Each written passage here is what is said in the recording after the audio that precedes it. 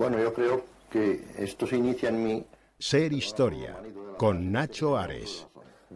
Es decir, desde que empecé a pensar, desde que empecé a percatarme de que yo era yo, me interesaron las cosas insólitas, por decirlo así. Todo esto espoleado por una curiosidad enorme. He sido un hombre muy curioso y un niño muy curioso antes que un hombre, un lector voraz. Te diré solamente que yo saqueaba la biblioteca de mi padre, que era muy nutrida. Mi padre también era un escritor, luego si te parece hablaremos un poco de él. Y hacía unas lecturas y unas mezcolanzas increíbles, porque recuerdo que antes de 10 años me había leído ya Dostoyevsky. Naturalmente no entendí nada, pero me lo había leído. Y luego junto a Dostoyevsky leía a Julio Verne, que entendía más. Leía al inefable Salgari, don Emilio, que me apasionaba, el capitán, el corsario negro, todas esas novelas. Luego leía Mayne Reid, leía James Oliver Curwood, esas novelas que nos servían de Editorial Juventud. En fin, recuerdo unos cuadernos por entregas sobre Buffalo Bill. Muy bonito. Comenzamos este nuevo programa de Ser Historia escuchando la voz de fondo de Antonio Rivera. Seguramente que las nuevas generaciones no sepan quién fue este catalán universal que nació en el año 1920, un 15 de enero acabamos de celebrar pues el centenario de su nacimiento, y que a lo largo de la década de los años 50, 60, 70, 80 hasta que falleció supuso quizá uno de los acicates más importantes al mundo de la literatura, al mundo de la investigación y al mundo, en definitiva, de lo curioso y de lo insólito. Antonio Rivera, lo escuchábamos ahora en un fragmento de una entrevista realizada por Fernando Jiménez del Oso en el mítico programa Más Allá. Es conocido sobre todo por su labor de investigación en el mundo de la ufología, en el mundo de los ovnis. Sin embargo, Antonio fue muchísimo más. Yo tuve la suerte de conocerle, de compartir su pasión por la arqueología, la historia antigua, los misterios que rodean a nuestros orígenes. Durante charlas interminables, coincidimos en congresos, llamadas de teléfonos, intercambiándonos libros. En definitiva, pues un personaje entrañable que yo había conocido y había crecido con sus libros, con esa expedición a Isla de Pascua, con esos trabajos también en el mundo del submarinismo, pionero en estas lides en nuestro país, y que quizá lo podríamos asemejar a una figura parecida a la de Louis Charpentier, por ejemplo, o a la de Thor Heyerdahl, con esas expediciones, ¿no? La Kon-Tiki. Bueno, pues Antonio Rivera, del que, como digo, celebramos ahora el centenario de su nacimiento, era ineludiblemente el protagonista, tenía que ser el protagonista de nuestro cronovisor, junto con Jesús Callejo, una persona también que lo conoció, al igual que yo, muy directamente. Pero como siempre, habrá muchos más temas en el programa de hoy. Ser Historia. Decem annos faciens historiam.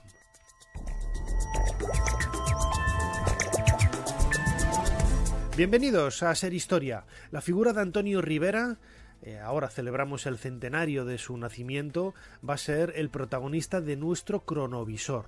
Una persona realmente inquieta, curiosa, que cambió la infancia y la juventud de muchos de nosotros, ¿no? Con sus libros y sus ensayos tan extraordinarios. Pero como digo, será uno de los muchos temas que vamos a tratar en nuestro programa de hoy. Hablaremos de inteligencia artificial, un tema que también le gustaría muchísimo a Antonio Rivera, como el de los mayas. La figura de los mayas, esta cultura centroamericana tan apasionante. Viajaremos a la Escocia del siglo XVIII y veremos los lazos que había con nuestro país.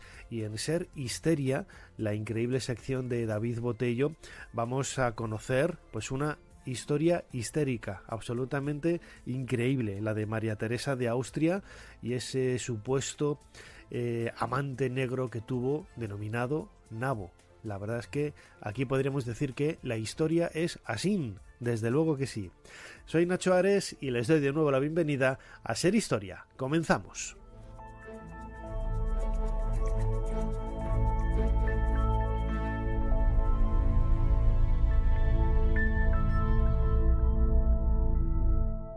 Sigue a Ser Historia en las redes sociales. En Twitter, @SerHistoria. En Facebook, Ser Historia. En YouTube, Ser Historia. Y en Instagram, Ser Historia. Jesús Callejo, bienvenido una semana más a Ser Historia. ¿Qué tal, Nacho? Pues un placer, una semana más. El personaje de esta semana es, lo decías en el vídeo introductorio el otro día, un humanista, ¿no? Un personaje, yo creo que por desgracia muy poco conocido para el gran público. Yo lo comentaba también en la introducción, quizá las generaciones más cercanas al presente, la gente más joven no lo conoce, y los mayores quizás solamente lo identifican con la investigación del fenómeno OVNI, pero Antonio Rivera, que nació un 15 de enero del año 1920, fue muchísimo más. Fue muchísimo más. Es verdad que ha sido poco reconocido por su gran labor cultural, humanística, pero también científica y arqueológica. Él era de filología románica, pero prácticamente le interesaba todo. Yo creo que eso es lo importante destacar. ¿Qué ocurre? Que al final, yo creo que eso es una especie de sino que hay en España, que a los grandes genios al final no se les reconoce, ¿no? Murió prácticamente olvidado, no murió con el reconocimiento que él se merecía, ¿no? Con esos 81 años dedicados a la investigación. Y bueno, pues ahora que es el centenario de su nacimiento, yo creo que es buen momento para hacerle estos pequeños homenajes que él se merecía, en vida. De hecho, tanto tú como yo le conocimos, tuvimos el placer, ¿no? Y el privilegio de su amistad, y es cierto que tocó muchísimos palos, el submarinismo, la arqueología, le interesó también la exploración espacial y también pues todo aquello que significaba un descubrimiento de las civilizaciones antiguas, de nuestro conocimiento más profundo, que en el fondo es nuestra mente. También le interesaba la parapsicología y de hecho no por casualidad su último libro tenía que ver con esa temática. Entonces, bueno, yo creo que Antonio Rivera y Jordá merece ese homenaje. Hay que rescatarle un poco del olvido y sobre todo poner en valor más de las 60 obras que escribió, muchas de ellas de tema ufológico, pero muchísimas que tenían que ver con la literatura, con el teatro, con la poesía, en fin, con otra parte menos conocida de Antonio Rivera, que yo creo que es el momento ahora de descifrar y de valorar. Muy bien, Jesús, iba a decir Antonio. No, Bueno. Como siempre, tenemos aquí el teclado de nuestro cronovisor.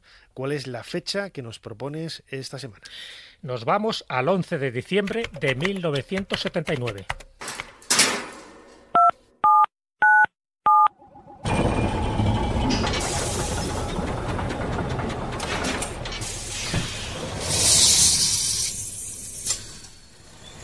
Adelante, pasen. Jesús Callejo les está esperando junto al cronovisor.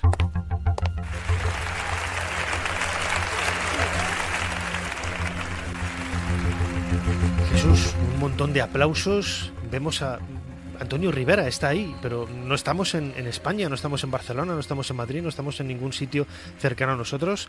Esto por el cartel que veo ahí es la Cámara de los Lores en Londres. Exactamente, nos hemos ido al Reino Unido, nos hemos ido al Palacio de Westminster y estamos en la Cámara Alta, ¿no? En la Cámara Alta del Parlamento del Reino Unido, ni más ni menos que la Cámara de los Lores, en contraposición de la Cámara de los Comunes, que sería la Cámara Baja. Y podemos decir, bueno, ¿qué hace aquí un español, qué hace un catalán en este lugar hablando de ovnis, ni más ni menos? Lo cual llama la atención, ¿no? Porque, y aquí es donde es lo inaudito, lo insólito, y por eso hemos traído a colación esta fecha en el cronovisor, porque es la primera vez que un español da una charla en la Cámara de los Lores hablando de ovnis. Entonces, eso ya de por sí es un mérito que hay que reconocerle. Fue invitado por el grupo de estudio ufológico, además por su amigo Lord Clarnacki. ¿Y qué pinta este hombre ahí? Sencillamente porque él hasta ese momento es el que más libros sobre ovnis había escrito, el que más había divulgado el fenómeno y el que se convierte en ese primer orador no británico hablando de esta materia tan espinosa. 45 minutos, ni más ni menos, que tuvo de disertación, donde dejó claras, y lo hemos visto y escuchado, dejó claras tres posturas que por entonces eran bastante revolucionarias. Fíjate que estamos hablando de 1979, en el 47 había empezado la era oficial de los ovnis, él ya había publicado bastantes libros sobre esta temática, y él deja claro tres premisas que luego se convierten en un axioma para muchísimos ufólogos de la segunda y de la tercera generación. Primera premisa: el mundo ufológico, los ovnis como tal, los platillos volantes como se llamaban entonces, es real. No daba ningún tipo, no creaba ninguna especulación sobre si podían ser artefactos de otros gobiernos, experimentos, fenómenos atmosféricos. No, él decía, el fenómeno OVNI como objeto volante no identificado es un fenómeno real y hay que explicarlo como tal. Luego, las máquinas que se ven en el cielo eran máquinas superpotentes que no correspondían a la tecnología que en ese momento desarrollaban gobiernos como Estados Unidos, como la Unión Soviética o como Francia, por ejemplo. Por lo tanto, estamos hablando de una tecnología no humana, pero que él no sabía de dónde procedía. Y dentro de las distintas hipótesis que se podían manejar en el fenómeno, decía que la hipótesis extraterrestre no es que fuera la más factible, pero era la menos mala. Es decir, que había que descartar la hipótesis que fueran fenómenos astronómicos, atmosféricos, meteorológicos, a sabiendas de que el testigo que interactuaba con este tipo de máquinas del cosmos, como así se titula uno de sus libros, interactuaba de forma independiente, es decir, su mente interpretaba también el fenómeno en función de sus creencias, pero era un fenómeno real, un fenómeno exterior a él y que luego era debidamente interpretado, ya digo, en función de sus creencias o de su ideología. Pero claro, esas tres premisas dejaron un poco estupefactos a los 40 lores que había allí. De verdad que no está la cámara llena como a él le hubiera gustado, pero sí era gente muy especializada y muy interesada en el fenómeno, de distintas tendencias políticas. Incluso, sabes que la Cámara de los Lores lo componen dos tipos de lores: los lores espirituales, que serían más o menos pues obispos anglicanos, y estarían los otros, los lores temporales, que serían los habituales, ¿no?, por decirlo así. Bueno, pues esos 40 lores al final se funden en un aplauso porque la exposición, en un inglés impecable, eso es muy importante destacarlo, en un inglés impecable, pues demostró con datos fehacientes de lo que él tenía en aquel momento, y estamos hablando del año 1979, que el fenómeno para él, siempre para él, para Antonio Rivera, era un fenómeno real y que ahí estaban los datos un poco para corroborar que sus investigaciones no habían caído en el olvido. Aquello, como te puedes imaginar, fue un bombazo que tuvo poco eco, como no, en la prensa española, pero sí tuvo mucho eco en toda la prensa ufológica, en las revistas especializadas y sobre todo en el Reino Unido, donde en Londres se rindieron un poco a su especialidad y a la forma de explayarlo, de una forma muy amena y muy didáctica.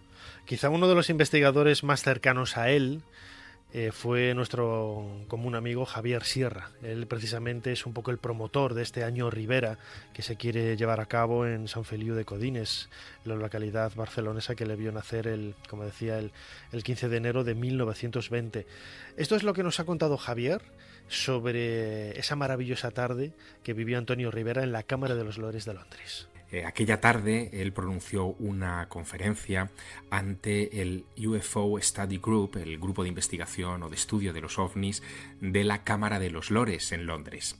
Era una agrupación, un colectivo de lores ingleses que se habían reunido en las casas del Parlamento para discutir la cuestión de si estábamos siendo visitados por seres de otros mundos, bajo el paraguas de Brinsley Le Poer Trench, Lord Clancarty. Lord Clancarty había leído artículos de Antonio Rivera en la Flying Saucer Review, conocía su inglés impecable y la manera muy educada y muy mesurada ante la que se acercaba a esta cuestión, a este enigma, y decidió invitarlo a la primera conferencia que jamás un español había pronunciado en ese lugar y, desde luego, la primera que se pronunciaría por parte de un ciudadano extranjero sobre los ovnis en el Parlamento británico. Fue un discurso de 12 páginas, pronunciado en un inglés perfecto, en el que abogó por la realidad del fenómeno ovni, por la existencia de un fenómeno que era independiente a la percepción de los testigos. Se trataba de un fenómeno atmosférico, decía, y no astronómico, por eso muchos astrónomos no habían sido nunca testigos de nada anómalo en sus observaciones del universo, y desde luego defendía que detrás del fenómeno ovni no se escondían ni mesías ni enemigos militares. Su visión muy ponderada del problema de los objetos voladores no identificados mereció fuertes aplausos en la Cámara de los Lores y una importante repercusión en la prensa española de aquel tiempo, que consignó debidamente este hito.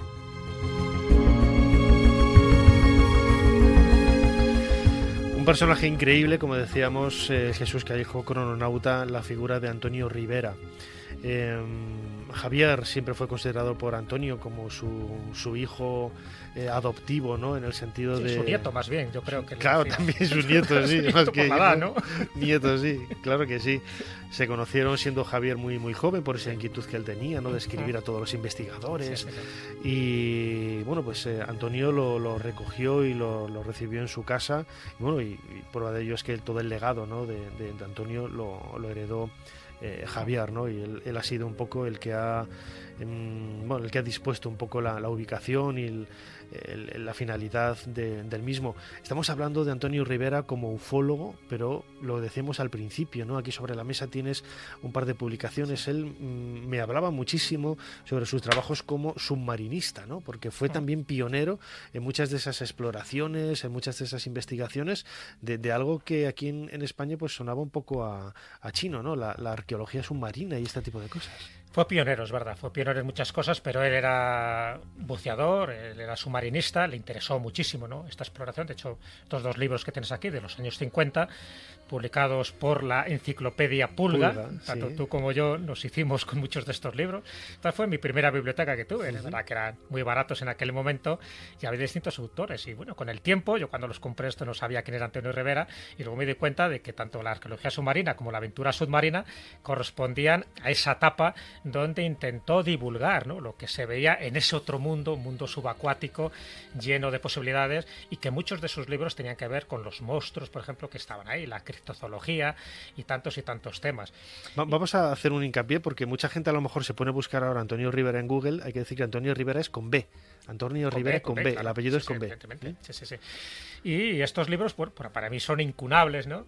Y es donde un poco me inicié en ese mundo de la aventura submarina gracias a él. Luego, por supuesto, compré sus libros ufológicos porque, en definitiva, a todos los que nos ha interesado este tema en un momento u otro, todos tenemos bibliografía suya. Pero respecto a esta etapa donde él llegó a conocer al comandante Cousteau, por cierto, él empieza a publicar El mundo silencioso, una de las grandes obras de Jacques Cousteau, y luego, posteriormente, le llega a conocer y, bueno, pues tienen alguna que otra aventura submarina juntos, y él estaba muy orgulloso de esa amistad, ¿no?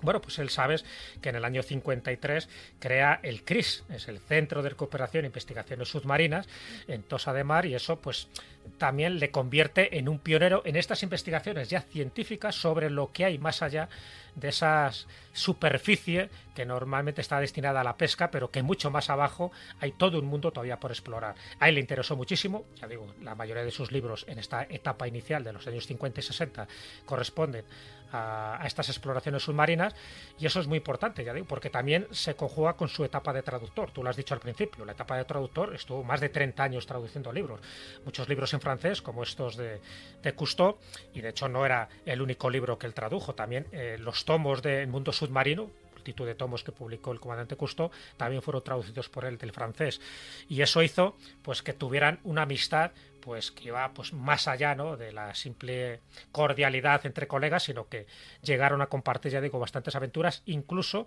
mucha gente piensa que estuvo el comandante Cousteau antes en la isla de Pascua que él, y no es verdad. O sea, él estuvo en la isla de Pascua, luego comentaremos un poco ese periplo arqueológico, y luego Cousteau es cuando hace también investigaciones, pero muchas de las cosas que luego redescubre Cousteau ya las había hecho Antonio Rivera. Así que es verdad, yo creo que eso es una labor importante, porque fue pionero en ese mundo subacuático, igual que fue pionero unos años después, en 1958, cuando fue cofundador del CEI, ¿no?, del Centro de Estudios Interplanetarios, que tiene que ver pues con la otra faceta por la cual es más conocido. Antonio Rivera, como decía antes, fue el maestro de muchos de nosotros y sobre todo de nuestro común amigo Javier Sierra. Esto es lo que nos ha comentado Javier sobre esas otras facetas, ¿no? Insistimos, siempre vinculamos a Antonio Rivera como el ufólogo. Tiene libros maravillosos de investigación en campo sobre secuestrados por extraterrestres, platillos volantes, etcétera, y los últimos libros que publicaste tú, precisamente, Jesús, como editor de Ediciones Corona Borealis, y que algunos de ellos tenemos aquí sobre la mesa. Pero Antonio tuvo muchas facetas, siempre marcadas por la inquietud, la curiosidad, el querer conocer algo más. Javier Sierra nos lo cuenta. Sería un error imperdonable por nuestra parte reducir la gran aportación de Antonio Rivera a la cultura, a la ocultura de este país, a sus libros de ovnis. Antonio Rivera fue mucho más que eso. De entrada fue uno de los introductores y pioneros de la ciencia ficción escrita en español. Firmó con su nombre novelas de gran calado en la mítica colección Nebulae de Dasa, como El gran poder del espacio o Ellos. Pero también fue dramaturgo y algunas de sus pequeñas obras de teatro llegaron incluso a ser representadas, y autor de cuentos cortos de novela breve como 7 cuentos de la antigüedad o Mutatis Mutandis. Aunque hizo mucho más que eso incluso. Él sobre todo tenía mente de explorador. En los años 50, además de fundar el Centro de Estudios Interplanetarios, la primera organización dedicada a la investigación del fenómeno OVNI registrada legalmente en España, también fundó el Centro de Recuperación e Investigaciones Submarinas en Tossa de Mar, una de las organizaciones pioneras en el rescate de pecios antiguos o de accidentes náuticos bajo el mar Mediterráneo. Y sobre todo también encabezó una expedición científica a la isla de Pascua en 1975 que dio pie a un libro titulado Operación Rapa Nui, que llegó a prologar el mítico explorador noruego Thor Heyerdahl, que años antes también había explorado la isla de Pascua y que dio pie a una de las obras clásicas del género titulada Aku Aku.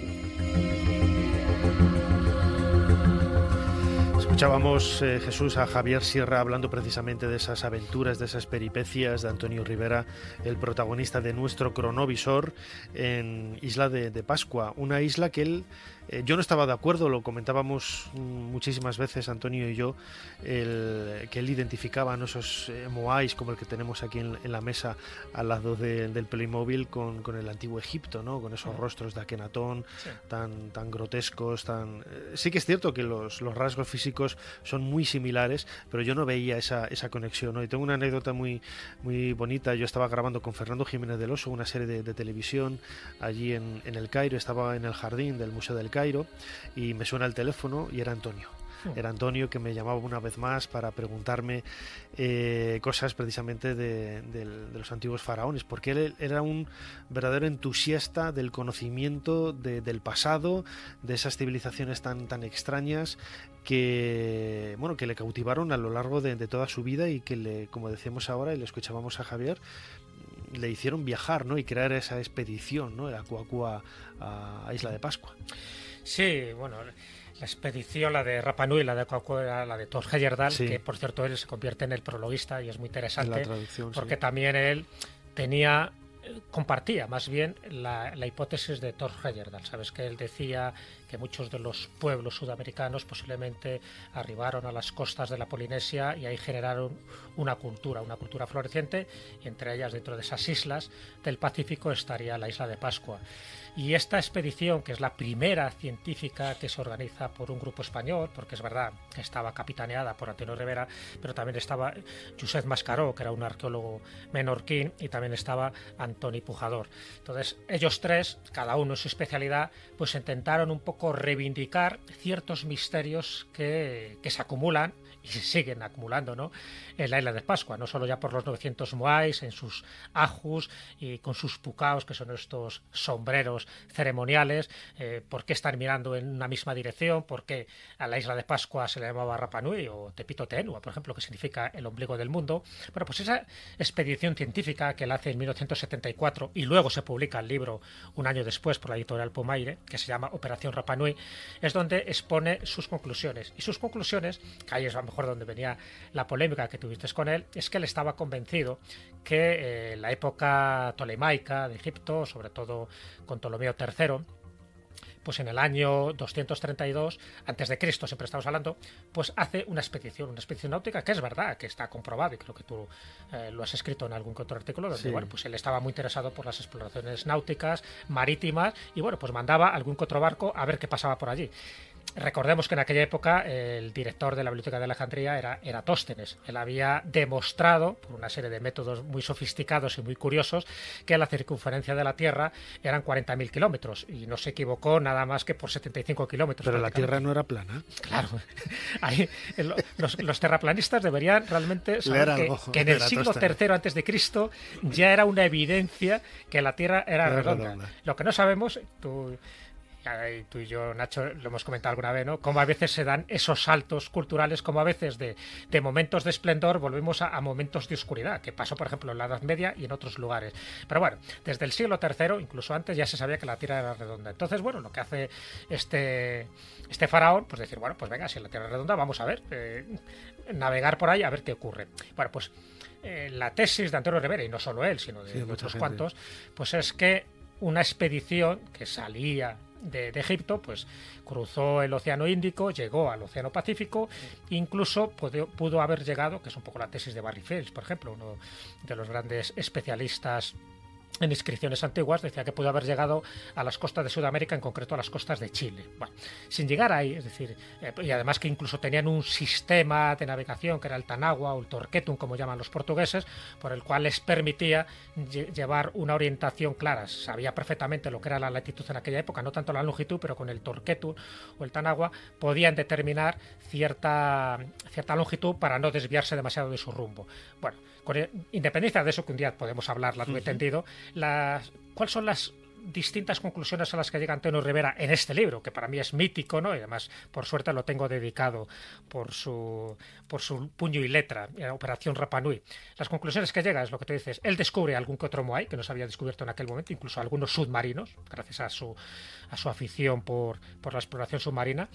Y uno de los moais que él desentierra, porque él está convencido, y luego lo demuestra, que lo que vemos del moai es prácticamente un tercio del resto. Entonces, cuando desentierra uno de esos moais, se encuentra con una peculiaridad, y es que había como una especie de petroglifo inscrito, ¿no?, en la parte dorsal del moai, una nave, y él considera que esa nave son las que se utilizaban en el siglo III, en la época tolemaica. Entonces, eso, junto con algún moai que encontró con la famosa perilla faraónica, pensaba que eran pruebas más que evidentes de que ahí hubo una expedición faraónica y tolemaica. Bueno, evidentemente las pruebas son las que son, pero ya digo, no es el único especialista o el único arqueólogo, vamos a autodenominarle arqueólogo, que afirmaba estas cosas. Claro, tampoco se puede ser negacionista, ¿no? En el sentido de que perfectamente siguiendo las corrientes marinas hubieran podido llegar, ¿no? Yo no creo que hubiera esa comunicación de ida y vuelta, claro, de puente aéreo entre Egipto y Pascua América,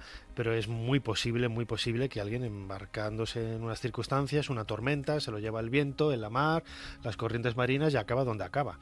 Sí, podría ser, evidentemente, y de hecho, lo hemos comentado más de una vez, el descubrimiento de América fue muy anterior a Cristóbal Colón, pero claro, no era un descubrimiento oficial, por decirlo así, sino gente que llegó a América y no volvió para contarlo, y por lo tanto para dar... Con el terremoto que hubo en Japón hace unos años, ¿no?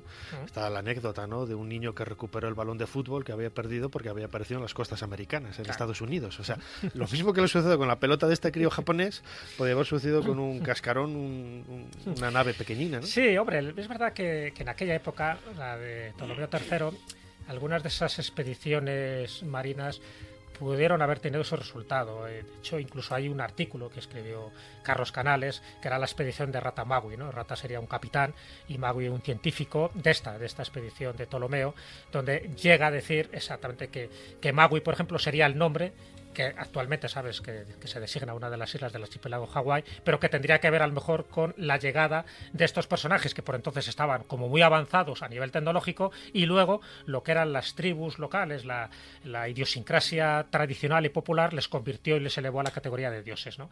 Entonces, bueno, pues esa es la labor un poco que hizo Antonio Rivera, para mí muy importante, porque luego ese camino lo siguieron otros cuantos, pero se puede decir que fue la primera expedición científica que organiza un grupo español y que descubrieron muchísimas más cosas de las que sabíamos hasta entonces de la isla de Pascua. Si hay un término que define perfectamente la personalidad de Antonio Rivera, ese es el de curioso.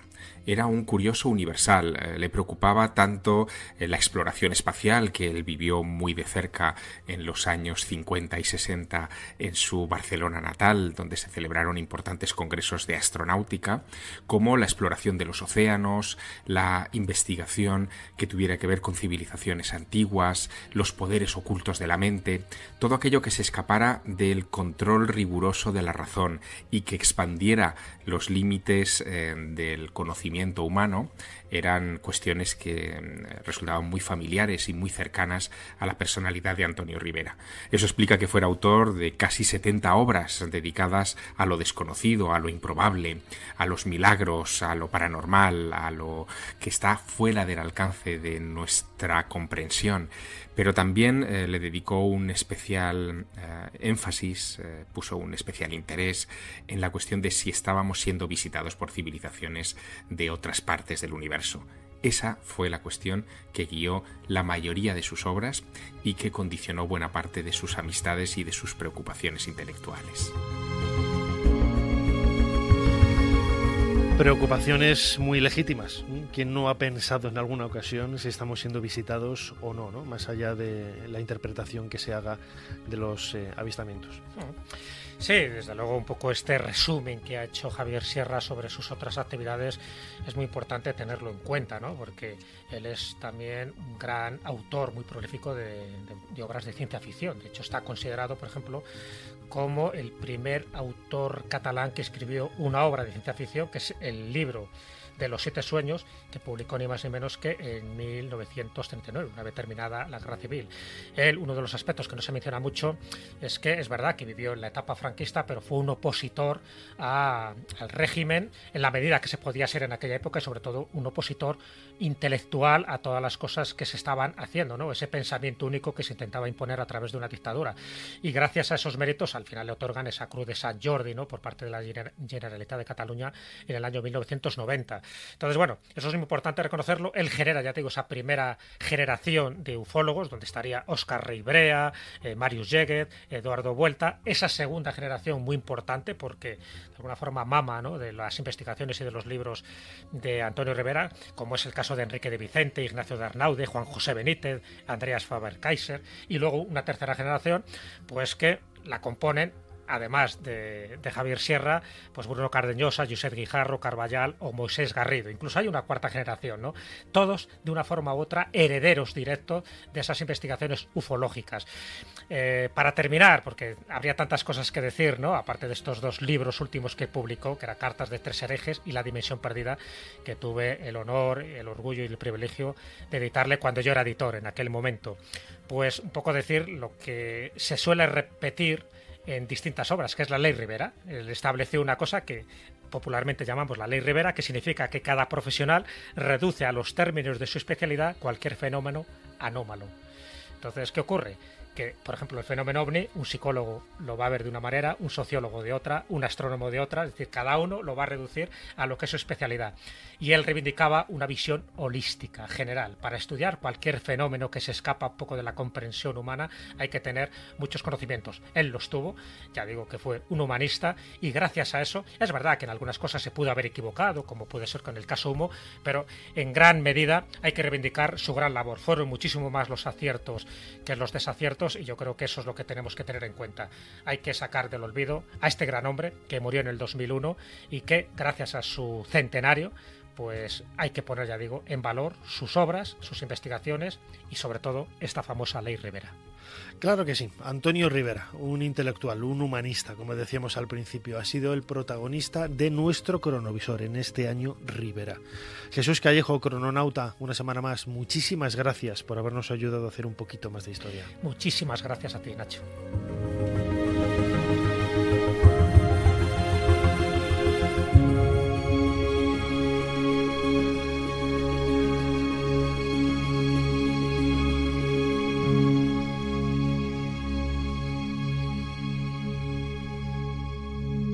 Pero fue bajo otro título que expandí mi nombre y el poder de mi pueblo hasta los confines del mundo conocido. Un mundo que temblaba ante la sola mención de mi verdadero nombre. Gengis Khan. Ser Historia con Nacho Ares. Todo lo que quisiste saber de la historia, la madrugada del sábado al domingo, en la cadena SER. La inteligencia artificial está aquí, nos guste o no. Inteligencia artificial. Máquinas aprendiendo, robots. Emocionante y a la vez aterrador. Algunos de los nombres más destacados de la ciencia y la tecnología advierten sobre los peligros del uso de la inteligencia artificial para la fabricación de armas.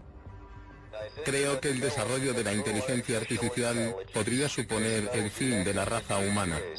Para mí es lo que más miedo da. Necesitamos que los legisladores digan, ponedlo en pausa y aseguraos de que es seguro.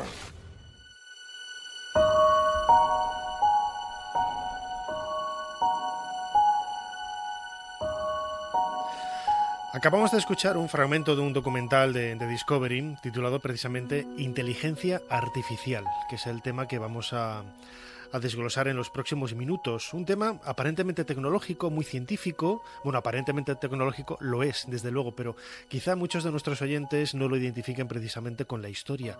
Sin embargo, la inteligencia artificial poco a poco se va asentando en nuestras vidas y como la historia definida como tal es el relato de los sucesos protagonizados por el ser humano, desde luego que la inteligencia artificial entra también en ese marco maravilloso que es la historia. Eneko Saba, bienvenido a Ser Historia. Nacho, un placer para mí estar aquí. Eneko Saba nos habla desde Radio Bilbao, lo comentábamos ahora a micrófono cerrado, ¿no? Hablando de inteligencia artificial y ese nombre Eneko Saba parece japonés, pero no, es vasco, ¿no? De pura cepa. Él es doctor en inteligencia artificial e investigador en Tecnalia. Eneko, la primera pregunta, muy brevemente, ¿cómo se puede definir qué es la inteligencia artificial? Pues la verdad que es una pregunta que la respuesta tiene su miga, porque si tuviera que dar una definición corta, te diría que la inteligencia artificial es la inteligencia llevada a cabo por las máquinas. Pero es una definición un tanto sosa y que más bien dice poco. El tema es que a medida que... la inteligencia artificial es un campo que ha evolucionado con el tiempo. A medida que los ordenadores han sido más potentes y que el acceso a diferentes tipos de datos pues se ha ido mejorando, pues el campo ha ido evolucionando y con ello también la propia definición de lo que es la inteligencia artificial. Al principio, en la década de los 50, la definición cuando se acuñó el término era muy sencillita, era la ciencia e ingenio de hacer máquinas inteligentes. Pero a día de hoy ya es mucho más. Es la capacidad de un sistema para interpretar correctamente datos externos, aprender de estos datos y emplear ese conocimiento para resolver diferentes tipos de problemas complejos. Uh-huh. Lo acabas de comentar un poco, ¿no? Pensamos que la inteligencia artificial es algo de hace 4 días, de hace 1 o 2 décadas. Sin embargo, comienza a mediados del siglo XX. Imagino también que como otras circunstancias vinculadas a los avances tecnológicos, a desarrollos tecnológicos, quizá también por las 2 grandes guerras que hubo en el siglo XX que hicieron que muchos de estos avances computerizados, etcétera, tuvieran un recorrido muy largo y muy rápido, mejor dicho, en poco tiempo, ¿no? Sí, efectivamente. Al final, como ha pasado con otros avances tecnológicos, las guerras, tienen, no sé si decirlo así, pero es el lado positivo, ¿no? Que al final hace que muchos campos científicos avancen un montón. De hecho, el que se considera hoy en día el padre de la inteligencia artificial es, como la conocemos hoy en día, es Alan Turing, que precisamente fue un protagonista de la Segunda Guerra Mundial desde el punto de vista científico y tecnológico. Uh-huh. Esa protohistoria, esa historia de la inteligencia artificial, ¿cuál es el momento en el que, imagino que va, corrígeme si me equivoco, ¿no?, paralela a la historia de la informática, a la historia de los primeros ordenadores? ¿Cuándo nace exactamente la inteligencia artificial? A ver, sí que es cierto que aquí podríamos dividir entre protohistoria e historia. Es que aunque resulte muy, muy raro, las ideas básicas de la inteligencia artificial tienen unos 2.400 años. Joder. Sí, porque ya Pues fíjate, Aristóteles, hace unos 2400 años, se considera que fue el que dio los primeros pasos con unas ideas básicas que hoy en día se utilizan en la inteligencia artificial, que es mediante silogismos, que es el razonamiento de, pues yo qué sé, si a mí me gustan los perros y Laika es un perro, pues Laika me gusta. Pues mediante silogismos fue capaz de crear un conjunto de reglas que describían el comportamiento humano. Entonces, claro, ya desde ese momento, este es un ejemplo de cómo hace 2400 años el ser humano ya quería de manera artificial imitar el comportamiento humano. Después, estoy seguro que esto te va a encantar, la primera máquina que se puede considerar de inteligencia artificial, entre comillas, se inventó en el Antiguo Egipto. ¡Toma! Por Tesibio de Alejandría, más o menos en el 250 a.C., que era un regulador de flujo de agua. En función de cómo estaba la situación del agua, pues la máquina se ha comportado de una manera o de otra. Sí que es cierto que la máquina no tenía mucho racionamiento, pero es de nuevo un ejemplo de cómo hace pues muchísimos años el ser humano ya quería máquinas que fueran capaces de entender su entorno y en función de este entorno funcionar de una manera o de otra. Hace poco tiempo dedicábamos un cronovisor a Juanelo Turriano, ese creador de autómatas en el siglo XVI en España. También la creación de estos protorobots, ¿no? También estaba un poco vinculada, ¿no? Está vinculado al nacimiento de la inteligencia artificial. Sí, esto también se podría considerar dentro de lo que es la protohistoria, porque al final sí que es cierto que pues la creación de autómatas pues de mano de Turriano o de Da Vinci también, como se comentó en aquel cronovisor, pues siempre se ha querido, ha habido esa inquietud por crear autómatas. Lo que pasa es que al final no tenían mucha inteligencia. Igual siento romper la magia, pero eran más mecánica, más que inteligencia como tal. Era más un divertimento, ¿no? que otra cosa. Sí, eso es. Era más, sí, un divertimento o, bueno, es que realmente los conceptos de la inteligencia artificial, como la conocemos hoy en día, pues eso, sí que es cierto que van muy vinculados a la informática. Sin una computadora preparada, pues es imposible llevar a cabo pues todos los algoritmos o todas las funcionalidades que se quiere desarrollar con las inquietudes que hay en el campo.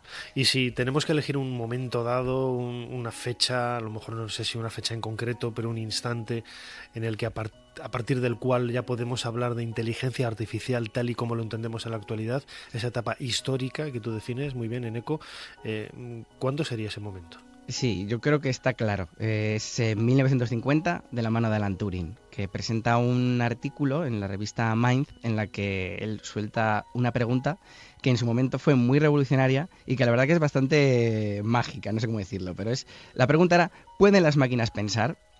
Y con eso ya se desató un poco la locura, porque además proponía un método para determinar si una máquina puede pensar o no, que es el test de Turing. El test de Turing consiste en un grupo de jueces que están en una habitación y luego otras dos habitaciones en las que los jueces no pueden ver lo que hay dentro.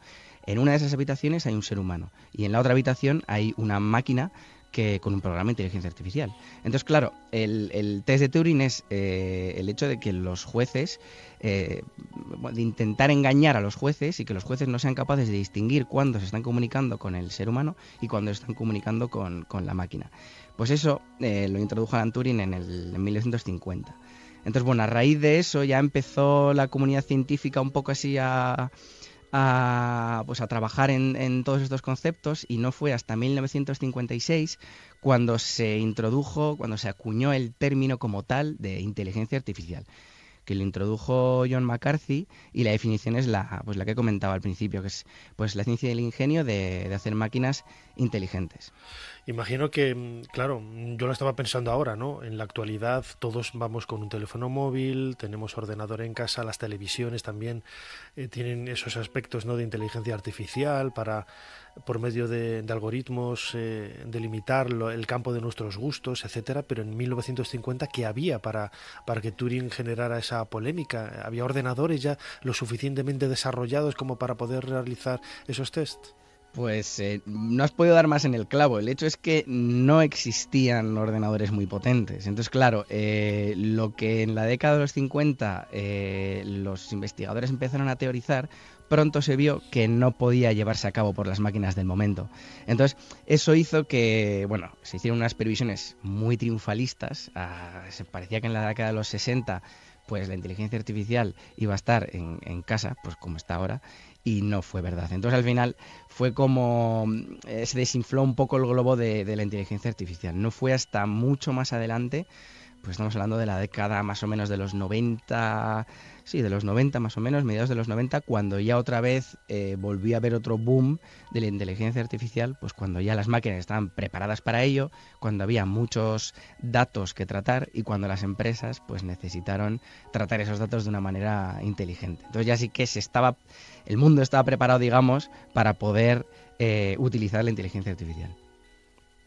La inteligencia artificial tiene el potencial de solucionar problemas difíciles del presente y del futuro. La inteligencia artificial tendrá un impacto en todo. No dejará nada sin tocar. Es un renacimiento, una edad de oro.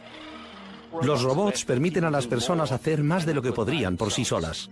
¿Para qué queremos la inteligencia artificial? Para solucionar problemas y para ser más prósperos y estar más sanos. Ese tiene que ser el propósito. Con la inteligencia artificial, los ordenadores comienzan a aprender, a pensar, a reescribir, a diseñar sus propios programas. La inteligencia artificial puede hacernos oír mejor, ver mejor. Nos da capacidades que no habíamos tenido antes. Se puede combinar un médico humano con un sistema de inteligencia artificial para crear nuevos fármacos que los humanos de los laboratorios no habían tenido en cuenta anteriormente.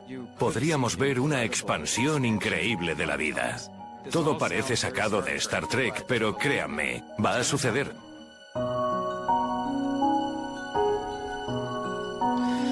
En este nuevo fragmento del documental Inteligencia Artificial de Discovery se nos hablaba de todas las bondades, ¿no?, que tiene este aspecto de la investigación, de la tecnología, que estamos hablando en los últimos minutos con Eneko Osaba, que es doctor en inteligencia artificial e investigador en Tecnalia.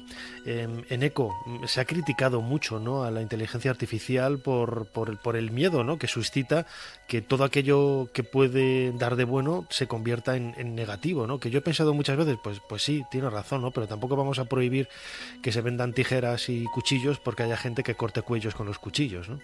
Efectivamente. También tengo que admitir que este segundo corte que has puesto me ha gustado bastante más que el primero. Es que el primero, jolín, es que era un poco... Porque sí que es cierto. O sea, al final la inteligencia artificial es un campo que está envuelto en mucha suspicacia, mucha crítica. Bueno, de hecho, hace también unos cuantos programas también hablasteis de la historia de inteligencia, sí, con José Antonio Marina, y también se llegó a comentar un poco. Además es que este miedo nace desde el mismo momento en el que nace la inteligencia artificial como se conoce hoy en día. Pues Isaac Asimov en los años 50, con los relatos sobre la robótica, ya empezaba a introducir esa sospecha, ese doble filo. Otro ejemplo que a mí me gusta mucho, que igual es menos conocido, es pues el grupo musical Alan Parsons Project. Pues tiene un disco que se llama iRobot, que si bien el título está basado también en los relatos de Isaac Asimov, lo que es el contenido no tiene nada que ver. Y sí que también ahonda en este doble filo, y tiene una frase que a mí de verdad que me apasiona. Dentro del propio libreto del vinilo, que dice que el declive de la humanidad debido a la robótica se debe a que el ser humano ha creado a los robots a su imagen y semejanza. Y claro, como los humanos pues a veces no somos muy buenos, entonces los robots pues tampoco van a serlo. Pero bueno, eso... Es muy bueno, claro. La verdad que sí. Y el disco es muy bueno también, recomiendo escucharlo. Pero bueno, el caso es que esas son las críticas, digamos, más antiguas. A día de hoy, pues también, el problema es que tenemos auténticos gigantes de la ciencia y de la tecnología criticando la inteligencia artificial. Pues tenemos a Elon Musk, por ejemplo, el inventor de PayPal, de Tesla Motors. Tenemos a Stephen Hawking, tenemos a Bill Gates diciendo pues que tenemos que tener cuidado con la inteligencia artificial. A ver, yo no quiero llevar la contraria a estos gigantes, ¿vale? No me siento con el poder de hacerlo, pero sí que me gustaría decir o preguntarles, a ver, ¿cómo? Es decir, es lo que has dicho tú, ¿no? O sea, un cuchillo puede utilizarse pues para pues para preparar un plato de comida maravilloso, o puede utilizarse para cosas horribles. La inteligencia artificial es lo mismo. Yo puedo utilizar un grupo de drones, por ponerte un ejemplo, para labores de rescate de supervivientes en un terremoto, por ejemplo, pero también puedo usarlo, y esto sí que es escalofriante y cualquier oyente puede buscar el vídeo en YouTube. Existen drones, mini drones que caben en una mano, que vienen equipados con una bala y con pólvora, y los drones son capaces de encontrar un objetivo, alojarse en la cabeza o en la parte del cuerpo de ese objetivo y disparar. Eso es horrible. Pero claro, ¿de quién es la culpa? No es la culpa, bajo mi punto de vista, obviamente, trabajo en ello, no es de la inteligencia artificial. Y claro, por ejemplo, Stephen Hawking decía que el problema de la inteligencia artificial es que vamos a hacer máquinas tan inteligentes que van a ser capaces de aprender por sí mismas, como una especie de tomar conciencia y al final volverse en contra nuestro. Bueno, me gustaría que me explicaran cómo narices se puede llegar a eso. Pero bueno, no sé. A ver, yo también, claro, mi deber es decir, pues defender un poco, ¿no?, el campo de la inteligencia artificial, aunque bueno, entiendo que hay críticas. No, desde luego que el paso del tiempo ha demostrado que tiene más aspectos positivos que negativos, porque si no, yo creo que se habrían lanzado las alarmas mucho tiempo antes, ¿no? Pero tenemos apenas un par de minutos, Eneko. Me gustaría comentar un aspecto que tú me decías en uno de tus correos electrónicos, que es el papel de la mujer, ¿no?, en la historia de la inteligencia artificial, como uno de esos baluartes que quizá ha quedado un poco en la sombra. Sí que es cierto que, a ver, pues, lamentablemente la comunidad científica de la inteligencia artificial, pues al final ha estado históricamente más poblada por hombres que por mujeres. Sí que es cierto que actualmente, bueno, pues se está cambiando un poco el panorama, y a día de hoy pues es más fácil encontrar mujeres que con muy buenas científicas y muy buenas tecnólogas que trabajan en el campo de la inteligencia artificial. Históricamente también hay mujeres que son piedras angulares en el campo. O sea, podríamos destacar, por ejemplo, a Ada Lovelace, aquella aristócrata británica que está considerada como la primera programadora de la historia. Fue la primera que realizó el primer algoritmo destinado a ser procesado por un ordenador, y eso es en el siglo XIX. Luego también pues tenemos a Frances Allen, que es la primera mujer en ganar el premio Turing. El premio Turing es un premio súper importante dentro del mundo de la computación y de la inteligencia artificial. Y bueno, pues fue la primera mujer en ganarlo en el 2006 por su labor en IBM en los años 50, 60. Y bueno, a raíz de Frances Allen pues ha habido más mujeres, pues como Barbara Liskov más adelante, y bueno, pues algunas más que han ganado ya el premio Turing. Y bueno, pese a que todavía la balanza está lamentablemente desequilibrada, bueno, pues poco a poco se están dando pasos. Esperemos que se sigan dando. Es parte de la historia de la inteligencia artificial en la que todos, absolutamente todos, tenemos que tomar parte de ello. Es una historia breve, una historia corta, de apenas 7 décadas, pero que bueno, que no deja de ser historia. Es lo que hemos abordado en estos minutos con Eneko Osaba, doctor en inteligencia artificial, investigador en Tecnalia, que nos ha hablado desde Radio Bilbao y que hemos hablado precisamente gracias en parte a esa inteligencia artificial. Eneko, muchísimas gracias una vez más por habernos ayudado a hacer un poquito más de historia. Pues muchísimas gracias a ti, Nacho, de verdad.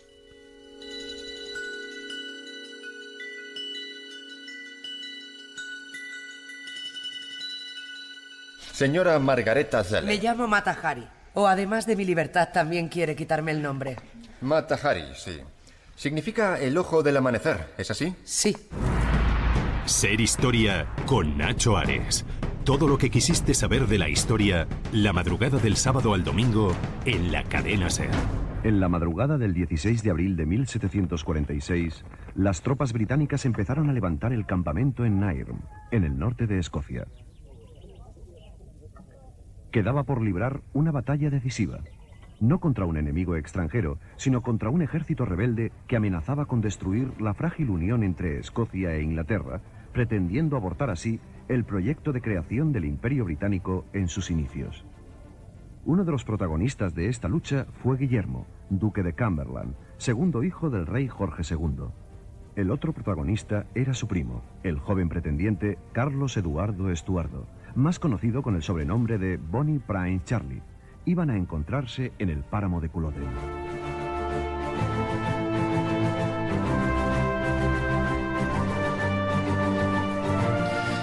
Viajamos al siglo XVIII. Escuchábamos ahora un fragmento de un documental de televisión titulado La batalla de Culloden, un lugar de esa guerra entre Escocia e Inglaterra, en donde muchos de los protagonistas o muchos de los aspectos que tuvieron protagonismo y lugar en esa fecha vienen de tiempo atrás. Eso fue la consecuencia quizá de una de las pues de esos escenarios históricos y escenarios políticos que vamos a intentar desarrollar en los próximos minutos aquí en Ser Historia, y lo vamos a hacer a la sombra de un libro, El monje de hierro, un relato apasionante que nos hace viajar entre las relaciones que había entre España y los países anglosajones, y sobre todo cómo algunos de nosotros pudimos haber quizá participado y haber tenido importancia en el desarrollo histórico que se dio en esas fechas posteriores a la guerra de sucesión de España. Jesús López Triguero, bienvenido a Ser Historia. Hola, ¿qué tal? Jesús López Triguero acaba de publicar El monje de hierro. Es una novela publicada, como digo, por la editorial Fanes, y que nos acerca a la historia de un leonés. Él y yo somos leoneses y el protagonista también. Ya saben los que nos siguen que siempre en nuestro programa tenemos que hablar de León, sí o sí. Y que, Jesús, la primera pregunta que te quería hacer, sí. ¿Qué hace un leonés en la Escocia del siglo XVIII? Bueno, pues es una buena pregunta.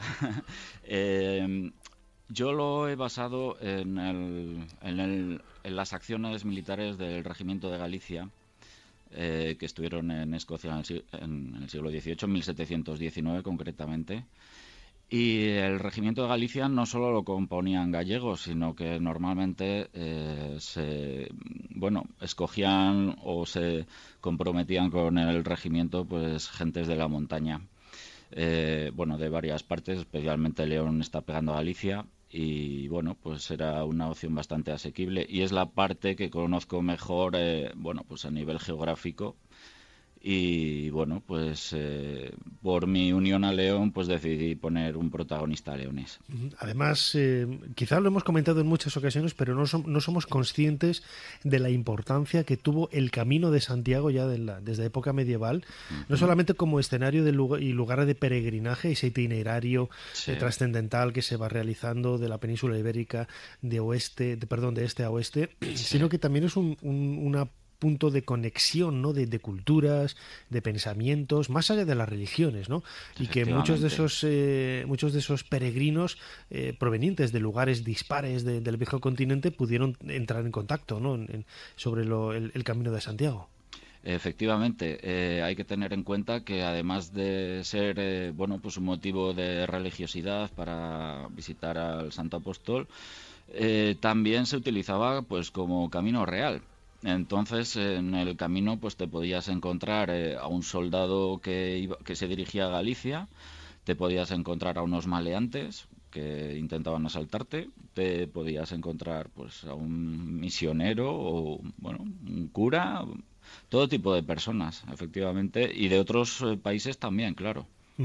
Es una época en la que nosotros, lo decía ahora, ¿no? Comienzos del siglo XVIII, estamos ahí dejando un poco atrás la guerra de sucesión, y que quedan atrás los Austrias, llegan los Borbones, Felipe V, pero en otros lugares de Europa también se vive ese estremecimiento, ¿no? Por el cambio de dinastías, y en el caso de Escocia, que es un poco el panorama histórico que desarrollas en tu libro, los jacobitas, ¿no? Seguidores de ese jacobismo de Jacobo II de Inglaterra, que intentan devolver el trono a la familia de los Estuardo, ¿no? Que es la familia pues por antonomasia que durante generaciones había ostentado esta corona. Así es. El movimiento jacobita surge de la Revolución Gloriosa entre 1685 y 1688 aproximadamente, los últimos años de reinado de Jacobo II de Inglaterra y VII de Escocia. Y no estaba muy contento con los anglicanos porque era católico. Entonces es el momento en el que Guillermo de Orange, Guillermo III, pues le depone junto con la propia hija de Jacobo, y a partir de ahí los jacobitas, que son los seguidores del depuesto Jacobo, son los que van a intentar en todo momento que se recupere pues tanto la religión católica como otros aspectos, e incluso los propios presbiterianos que seguían a Jacobo, que sobre todo eran del partido Tory, pues son los que van a querer devolver a los dos países su propia independencia, ya que a partir de 1707 se produce la unión entre los dos países y es cuando nace el Reino Unido, a pesar de la opinión de los propios escoceses, por ejemplo. Has mencionado el aspecto religioso, que antes lo comentaba, Sí. ¿no? Por ese camino de Santiago que unía a peregrinos, todos ellos quizá con el mismo denominador común, ¿no? En este caso Sí. del catolicismo. Sí. Pero estamos en el siglo XVIII Sí. y todavía se siguen retomando esos ideales prácticamente medievales de los monjes guerreros, ¿no? Que quizás un poco de ahí viene el trasfondo del título de tu novela, ¿no? El monje de hierro. Sí, el título es una dicotomía entre, bueno, el monje es lo religioso, ¿verdad? Lo intangible. Y luego está el hierro, que es la espada, la guerra. Entonces se une lo que se piensa con lo material y, bueno, básicamente hay que tener en cuenta que estamos en un momento en el que un militar todavía era capaz de escaparse de sus tropas para ir a visitar al Papa si pasaba por Italia. Entonces eran otros tiempos en los que la religión era mucho más... se seguía de una manera mucho más fuerte, no sé si llamarlo radical, pero sí que las convicciones eran mucho más fuertes que las que tenemos hoy en día. Una vez más, la documentación histórica pues sirve para dar empaque, ¿no? Para reforzar la idea del trabajo de investigación histórica que hay detrás de tu novela, que realmente es una Sí. novela, pero que está basada en hechos, bueno, con protagonistas inventados, ¿no? Como ese Daniel Robles, este leonés, que es un protagonista que nace de tu imaginación como creador literario, Sí. pero los escenarios, los lugares, los momentos también tienen su trasfondo real, ¿no? Has trabajado en el Archivo de Simancas, en el Museo Naval, Sí. todo ello te ha ayudado un poco a crear los mimbres de esta historia, ¿no? Claro, no habría podido escribir esta historia sin una mínima documentación. En este caso, pues he estado efectivamente en Simancas y he investigado también mucho fuentes inglesas a través de Internet, porque claro, no podía irme a los archivos ingleses por un tema monetario, evidentemente. Y he podido... Pero ahora está todo en Internet, ¿eh? O sea, Claro. No es que no sea ya un problema monetario. Yo accedo a muchísimas bibliotecas a través de Internet porque es la herramienta, ¿no? Ya no hace falta, no es necesario desplazarse allí. Puedes disfrutar, ¿no? Y deleitarte con esos documentos tan valiosos. Claro, y entonces he encontrado muchas fuentes inglesas, por ejemplo, las cartas del duque de Ormond con Alberoni, que estaban en francés pero se han traducido al inglés. Entonces, pues he podido investigarlas. También las memorias de James Keith, que fue más tarde alcalde de Berlín. Y a través de todos esos estudios, aparte de historiadores españoles como Fernández Duro, del siglo XIX, pues he podido conformar esta historia con una base bastante estudiada. Hay mucha información, incluso el mayor problema que tuve a la hora de escribirla fue decidir qué poner y qué no, porque tenía tanta información que, no la necesitaba en realidad para sorprender a los lectores. Imagino, Jesús, que te habrá sucedido como a mí cuando yo he escrito novela histórica y lo sigo haciendo, que dentro de la investigación de la documentación, uno de los aspectos más conmovedores y más entrañables es el acceso a las cartas, esas cartas privadas escritas entre personajes importantes, donde realmente te adentras, ¿no? En el corazón y en la forma de pensar y en esas vivencias que así estás tocando con la yema de los dedos, los momentos que estaban viviendo ellos y los sentimientos que florecían a ese límite, ¿no? De a flor de piel. Sí, efectivamente. Además se dan casos que incluso te llegan a chocar porque son... muchas veces se dice que la política no es lo que se ve, sino lo que no se ve. En este caso, durante la lectura de las cartas te das cuenta de lo que no se ve. Y te das cuenta de muchos momentos de cosas muy prácticas, como puede ser que Jacobo esté pactando el matrimonio con su futura mujer por una cuestión monetaria más que por amor, y bueno, cosas que normalmente no se dirían, por lo menos, pero sí que a través de las cartas se trasluce ese interés por una causa, que claro, al final hablamos de un rey que no solo tiene que pensar, o no solo piensa en sus sentimientos, sino en toda la gente que tiene detrás y en, bueno, pues sí, las cuestiones monetarias, efectivamente. Hoy hablamos ya en pleno siglo XXI de la globalización de la información y de la globalización de las relaciones que hay entre unos estados y otros. En aquella época, en el siglo XVIII, ¿cuál era la relación que tenía España con Escocia e Inglaterra? Bueno, en aquel momento el embajador de España en Inglaterra era el conde de Monteleón, y era el que mandaba cartas también al Alberoni para informarles de cómo estaba la situación. Tuve ocasión de leer una carta en particular del archivo de Simancas, en la que en 1716, después del levantamiento de 1715, invitaba al Alberoni, bueno, o dejaba caer que si los jacobitas tuvieran un apoyo importante, podrían vencer en su causa, porque tenían el apoyo de todo el pueblo y no el de los políticos. Luego sucedió que después de la guerra de sucesión, lo que se llamaba la guerra de la reina Ana para los ingleses, que es la misma guerra, resulta que España había perdido muchas posesiones y España se pone a intentar recuperarlas, como es el caso pues de Cerdeña, de Sicilia, y hay una alianza, la cuádruple alianza, para que España, pues para pararle los pies a los españoles y que no puedan volver a ser lo que eran.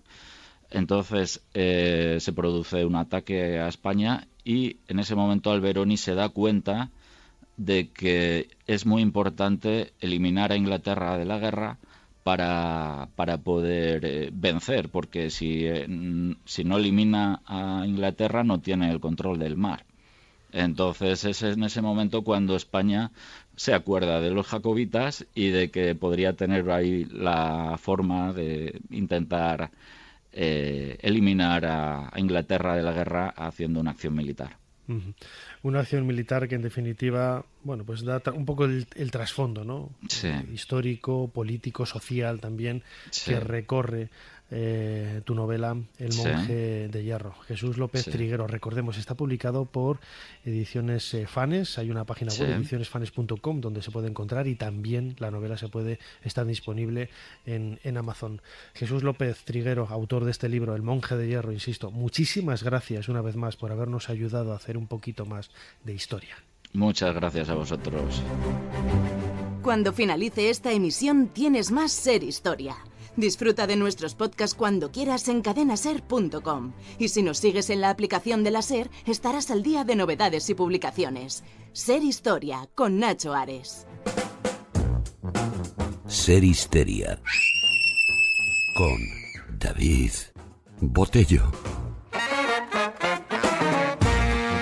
María Teresa de Austria no tuvo suerte. A la hija de Felipe IV, el rey Planeta, la casaron con Luis XIV de Francia, el rey Sol. Al francés no le gustó nada a aquella española gordita, tímida, mansa y bonachona, poco dada al fasto cortesano de dientes descompuestos y sin gusto en el peinar.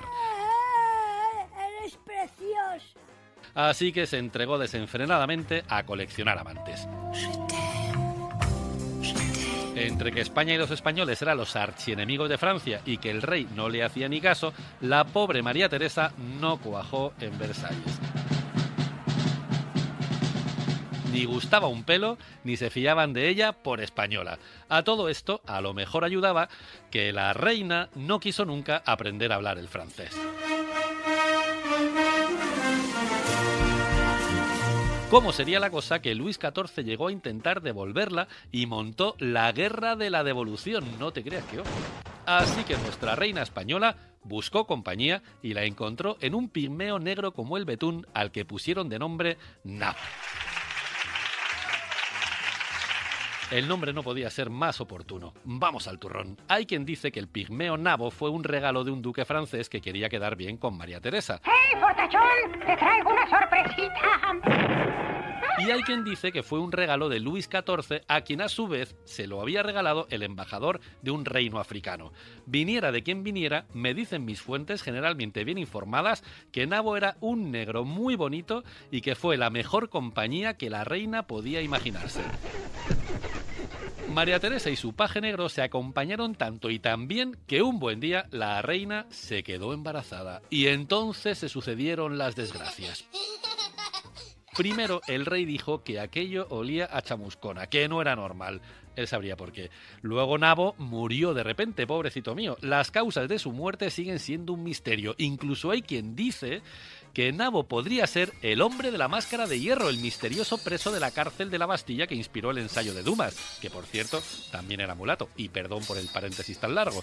Por último, y no menos extraño, la reina dio a luz una niña de piel tan negra que, según los testigos de la época, era igualita que el difunto Nabo.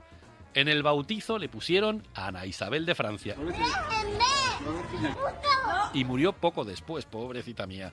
El doctor Patín, médico de la corte, dijo que era muy débil y que estaba delicada. A pesar de todo, los rumores se dispararon por Versalles y hubo quien puso en entredicho la moral de la reina María Teresa. Llegaron a hablar incluso de cuernos reales. De ser cierta esta teoría, el rey Sol podría ser el rey cornudo. También hubo quien puso la mano en el fuego por la reina, sobre todo teniendo en cuenta que Nabo solo era un niño cuando murió. Para explicar el suceso, hubo quien llegó a decir que la reina había comido demasiadas aceitunas negras durante el embarazo. ¿Perdona? Lo que se dice es que con tanto cruce genético corriendo por las venas de la reina, la niña Ana Isabel de Francia podría estar enferma de cianosis, una anomalía genética que no pienso explicar, entre otras cosas, porque no la entiendo.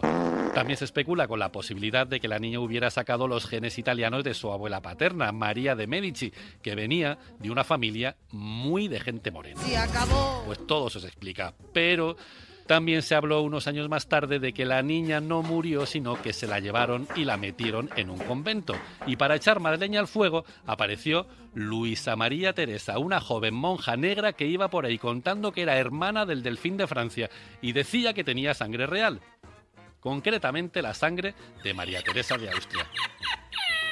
A ver, que la teoría mola y tal, pero es que esto se ha explicado adecuadamente. Por lo que se ve, la monja negra era la huérfana de una pareja de moros que trabajaron en Versalles, toma culebrón. A Luis XIV le caían tan bien que él y la reina fueron los padrinos de la niña, y cuando los padres murieron, metieron a la niña en un convento y la corona le puso una pensión. Y esto no da para más.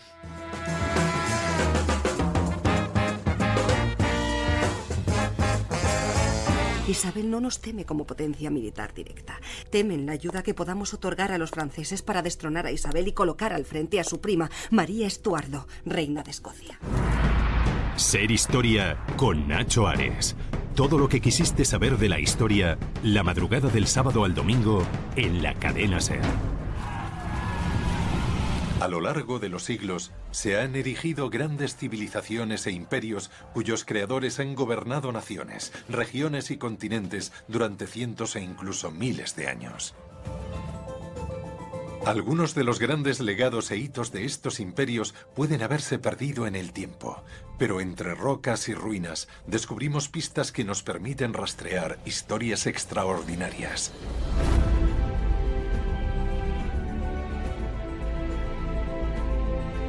En esta ocasión, exploraremos la historia y los asombrosos logros de la que podría ser la mayor de las civilizaciones precolombinas de América, la civilización maya. Los mayas crearon una de las civilizaciones más impresionantes del mundo antiguo en el improbable entorno de una selva tropical. Resulta muy difícil comprender cómo levantaron esos colosales templos sin metal, sin ruedas y sin tracción animal.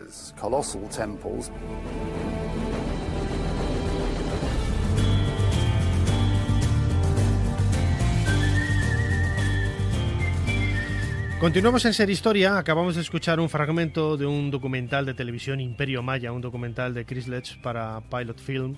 en donde se nos hace una pequeña introducción del mundo de los mayas. Cada vez que hablamos de los mayas, de la América precolombina, aquí en Ser Historia, a lo largo de estas 10 temporadas, siempre lo hemos hecho con la misma persona. Yo creo que es uno de los mejores mayólogos, un gran amigo y una persona extraordinaria que sabe comunicar con un entusiasmo como hace nadie, como no puede hacer nadie, el mundo de las culturas americanas y en especial de los mayas. Miguel Rivera Dorado, bienvenido de nuevo a Ser Historia. ¿Qué tal, Nacho? ¿Cómo estás? Acabas de publicar con la editorial Alianza Noche de Turquesas. Es una novela de la que vamos a hablar a continuación. Tú hiciste hace unos años esa trilogía Bolnac el Maya, publicada también por Alianza, quizá por un intento, ¿no?, de meterte en el mundo de la literatura, aunque me consta que muchos de tus compañeros de universidad, tú eres catedrático de la Universidad Complutense de Madrid, de estudios americanos del mundo maya, a muchos catedráticos no les gusta esto de la literatura popular, ¿no?, para dar a conocer y divulgar la historia. ¿Por qué crees que es? ¿Cuál es la razón que hay detrás de ello? Bueno, yo tengo la impresión de que no les interesa escribir de una forma divulgativa, sencillamente porque no están seguros de escribir bien. Entonces, en el mundo académico todo se perdona, ¿eh? Tú puedes escribir un verdadero ladrillo, que si es con datos y con un informe más o menos aceptable y acertado, pues todo el mundo lo va a considerar admisible. Pero claro, en la literatura no te juzgan tus iguales académicos, te juzgan una enorme cantidad de lectores, cada uno con sus gustos y con sus inclinaciones. Entonces ahí hay que tener un poquito más cuidado. Pero no soy el primero ni seré el último. Uno de los más grandes mayistas norteamericanos, Gordon Willie, pues escribía novelas de arqueólogos también, ¿verdad?, de divulgación, y tuvo mucho éxito.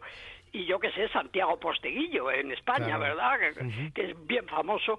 Y hay muchas personas del mundo universitario que escriben literatura. Desde luego que sí, porque además, yo conozco muy cerca, por haber estado estudiando allí, el mundo anglosajón.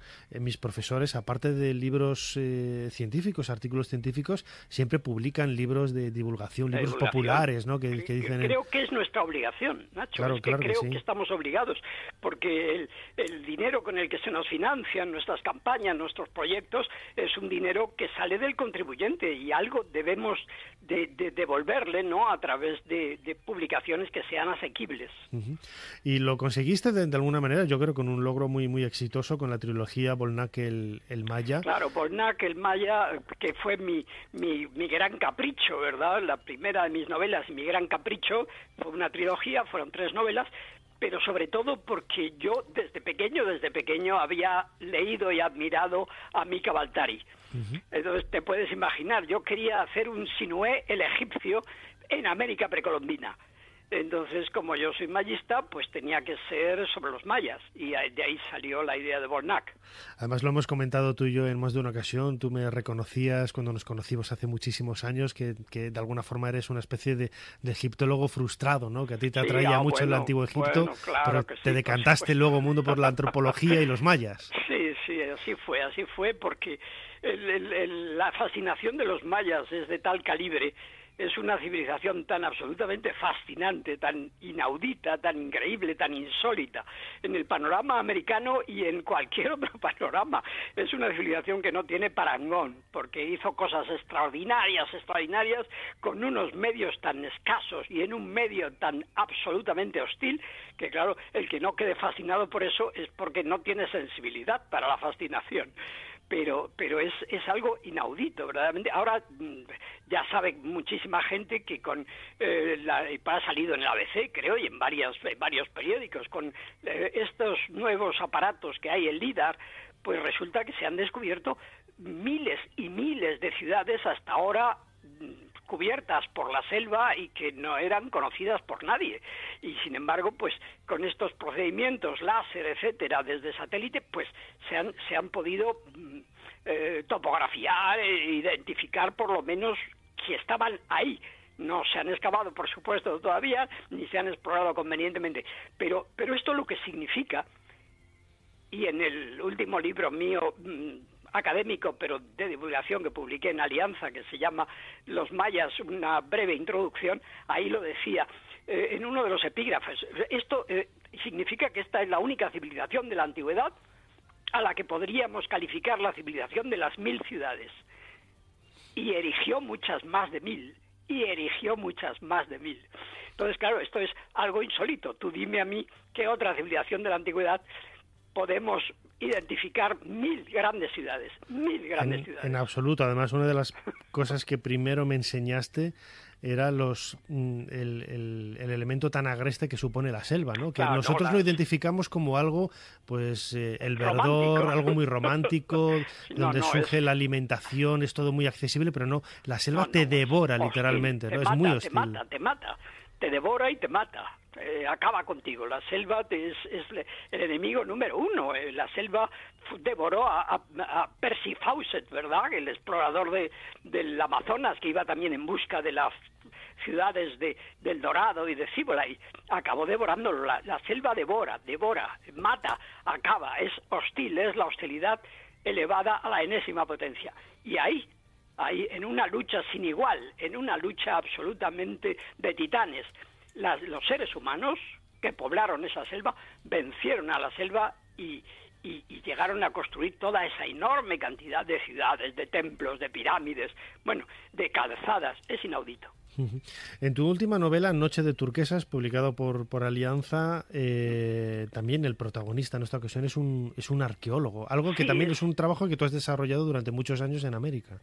Sí, es mi, digamos, no, iba a decir mi alter ego, pero realmente no. Bueno, Ricardo Bruch, que es el arqueólogo de mis novelas, de estas dos últimas novelas publicadas en Alianza, la anterior que fue El lugar de la quietud y esta que es Noche de turquesas, después de la trilogía de Bornac, este hombre es un hombre es mayista, él es mayista, como lo soy yo, pero él es absolutamente inquieto por la situación en la que él está. No está satisfecho con la universidad, no está satisfecho con sus colegas, es un insatisfecho químicamente puro. Y entonces, pues son las vicisitudes, las dudas y al mismo tiempo los éxitos y las cosas que le ocurren en diversos ambientes. La novela anterior era en México, en una excavación en México, y esta es en Francia, transcurre en Francia, porque yo me eduqué en Francia, ¿verdad? Y le tengo tal cariño a ese país, tal cariño, me considero realmente medio francés a muchos efectos, que dije, bueno, una de mis novelas tiene que transcurrir en Francia. Y esta, Noche de turquesas, transcurre en Francia, pero con un asunto que es típicamente maya, ¿verdad? Es un asunto que no voy a desvelar aquí, pero que es un profundo misterio y que es algo que ya en algún momento ha salido a la palestra de los pensadores, no tanto de los científicos, pero sí de los pensadores en la antigüedad, ¿no? Además, el propio nombre, ¿no? Noche de turquesas ya nos está hablando, ¿no? De ese romanticismo, de ese halo de romanticismo y de misterio que tú acabas de mencionar con el mundo americano y que en el mundo académico también, cada vez que se habla de misterio, pues como se...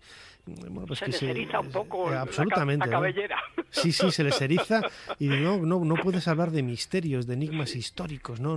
Y es una pena, porque el misterio es lo que hace verdaderamente, yo diría que muchas veces asumible la dureza de la vida del investigador, del arqueólogo, ¿verdad? Que es una vida bien dura, pero lo que hace asumible todo eso es porque por detrás hay un velo que quieres descorrer, hay un misterio que resulta eso fascinante, ¿verdad? Entonces, y la civilización maya está absolutamente llena de misterios, absolutamente llena. Eso es lo que hace tu trabajo pues agradable y bueno, y que lo puedas y soportable, ¿verdad? Porque ya te digo, trabajar en la selva es enormemente duro, muy duro, muy duro. Entonces has estado trabajando dices que tu personaje no es el de tus novelas, este arqueólogo no es tanto un alter ego, pero bueno, algunos comentarios que has hecho... Claro. Es inevitable, ¿no? Que tu dilatadísima carrera... Tú lo sabes, tú eres autor también, lo sabes, Nacho. Es decir, es inevitable porque, primero porque lo que mejor sabes y lo que mejor conoces es lo que tú mismo has experimentado. Y porque además todo el que escribe, claro, se deja parte de su alma en sus escritos, eso es así. Pero vamos, yo no quiero, a veces me han dicho, es que claro, dice usted en tal novela. No, bueno, eso es Ricardo Bruch, y yo soy Miguel Rivera. Entonces, esta novela tiene el misterio que afronta, es una cosa que ya empezó en el siglo XIX con los difusionistas y con los viajes transatlánticos y con todo eso, pero ahora visto desde otro ángulo, desde un ángulo mucho más, diríamos, espiritual. Yo no sé, a muchas personas interesadas por eso, por el misterio, pues yo creo que les atraerá. Otros la calificarán de fantástica o de imposible, pero eso es lo de menos. A mí no me preocupa que una novela que trata de asuntos de la antigüedad sea fantástica. A mí lo que verdaderamente me interesa en una novela es despertar la curiosidad del lector. Que el lector se sienta atraído, que se sienta pues eso, lleno de curiosidad por ese mundo, y entonces pues diga, bueno, y esto, y aquí dice tal cosa, y menciona a los etruscos, y yo qué sé, ¿verdad? Y habla de música. Bueno, pues todo eso es lo que a mí me interesa. Y bueno, y yo no, por supuesto, no pretendo ser Proust, ni pretendo ser ni siquiera Mason, ¿verdad? Y Tempestad sobre el Nilo. No, yo trato sencillamente de aproximar al mundo español, hispanoparlante, europeo, pues aproximar esa maravillosa civilización que a mí me gusta mucho y a la que he dedicado toda mi vida. Además lo comentaba, ¿no? Durante muchos años tú has estado trabajando en Centroamérica, incluso has sido el guía afortunado de poder enseñar tus yacimientos y tus trabajos a autoridades muy grandes, ¿no? Como los reyes de España en ocasiones. Claro. Todo eso marca un poco tu bagaje vital, ¿no? Como investigador, no solamente ratón de biblioteca, que lo eres, sino también sobre todo en el terreno hombre de campo. Muy hombre de campo, son 25 años en el campo, eso es muchísimo tiempo en la vida de una persona, ¿no? Claro, y incluso en una ocasión, yo recuerdo cuando me contaste que tuviste que huir a uña de caballo, ¿no? En Perú, creo que fue, ¿no? Ahí para que no te asaltaran los asaltadores de tumbas y de yacimientos arqueológicos.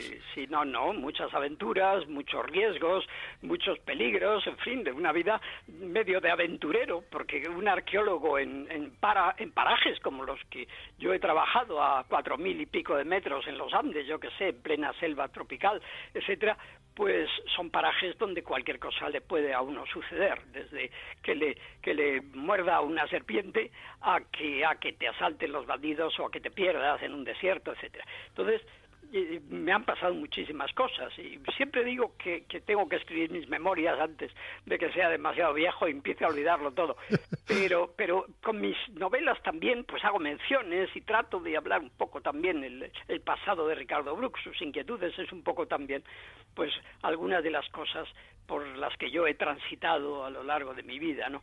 Pero es una vida maravillosa, vista ahora desde mi edad, no la cambiaría, la volvería a vivir, por supuesto, incluso más intensa si cabe. Y eso que ahora hay tantos medios para todo, tantos medios. Yo he viajado en aviones de hélice de la Segunda Guerra Mundial por la selva. Yo no sé, ahora ya se va en aviones estupendos, todo es más fácil. Ya quizás se pierde un poco de esa aventura de tener que atravesar a lomos de mula, ¿verdad? Y picado por garrapatas y yo qué sé. Eso ya se va perdiendo un poco porque hay muchos más medios. Pero de todas maneras, aún hay espacio para los exploradores, para los aventureros y los arqueólogos. Tenemos que serlo forzosamente porque no tenemos otro remedio cuando trabajamos en estos ambientes, ¿no? El que trabaja en la Costa Azul no tiene problemas. De esta índole, ¿verdad? Me encanta, Miguel, el entusiasmo que transmites a la hora de hablar del mundo maya, de tu trabajo, de esa cultura que te ha apasionado desde que eres adolescente y que has ido ampliando conocimiento y sobre todo, que es algo que admiro en ti como amigo y como profesional, el hecho de que lo hayas difundido con tanta pasión y con tanto cariño y con tanto amor como sigues haciéndolo. Por eso estábamos hablando de tu nueva novela Noche de Turquesas, publicado por Alianza, una nueva aventura de Ricardo Bruch, ese arqueólogo, no vamos a decir que es a tu alter ego, pero desde luego que algunos flecos del bueno de Miguel Rivera Dorado, claro que sí que tiene. Claro que sí. Lo ha dicho Miguel Rivera, catedrático de la Universidad Complutense de Madrid, de Estudios Mayas, de Antropología Americana. Muchísimas gracias una vez más por habernos ayudado a hacer un poco más de historia. Muchas gracias. Muchas gracias y un abrazo fuerte, de verdad, y feliz año nuevo.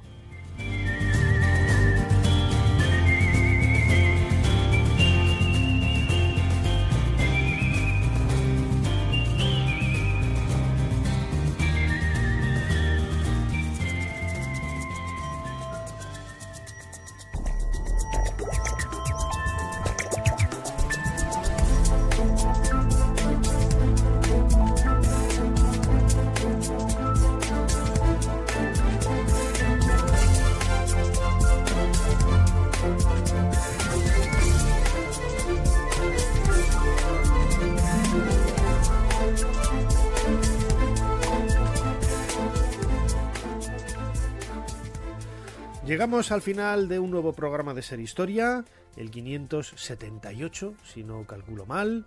Como siempre, Fermín Agustí ha estado en la producción del programa, Ana Caballero controlando las redes sociales y Alicia Molina a los mandos de esta máquina del tiempo. Como siempre, delante del micrófono, vuestro humilde servidor Nacho Ares. Nada más que recordaros que estaremos aquí de vuelta dentro de una semana y que a lo largo de estos 7 días podéis consultar la página web serhistoria.com para no solamente acceder a todas nuestras redes sociales, sino también escuchar los podcasts de los programas emitidos hasta ahora o los artículos que se van añadiendo a los trabajos que vamos emitiendo en el programa. Lo dicho, hasta la semana que viene.